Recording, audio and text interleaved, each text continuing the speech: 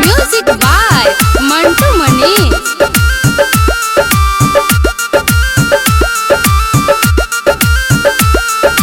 सैया के हमारा धैले बाबू केकरा से कही आपन दूत राजा के खड़ा ना होला।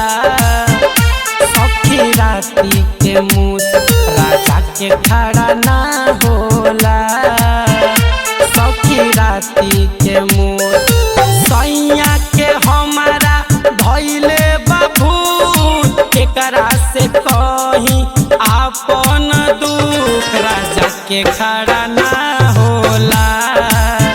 सखी राती के मूस सैया के खड़ा ना होला। सखी राती के मूस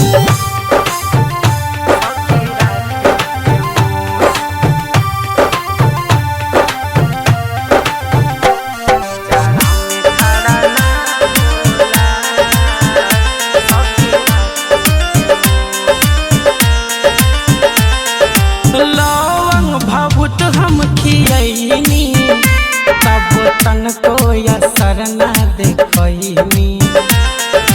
जहाँ तहाँ हम ले गईनी कितना डॉक्टर वैद के देखनी।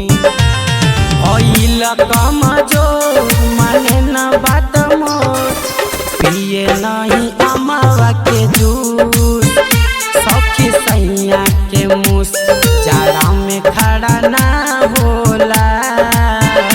सखी राती के मूस सखी राती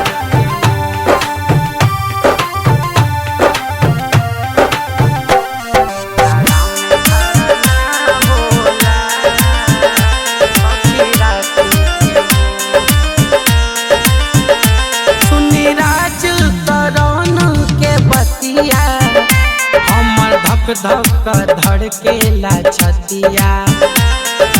अगुआ अमित कैले धोखा रोजे खोजे नया मौका। राहुल तोड़ लेखा करे में कोनो घाट मोनू जाले हमारा से रूस।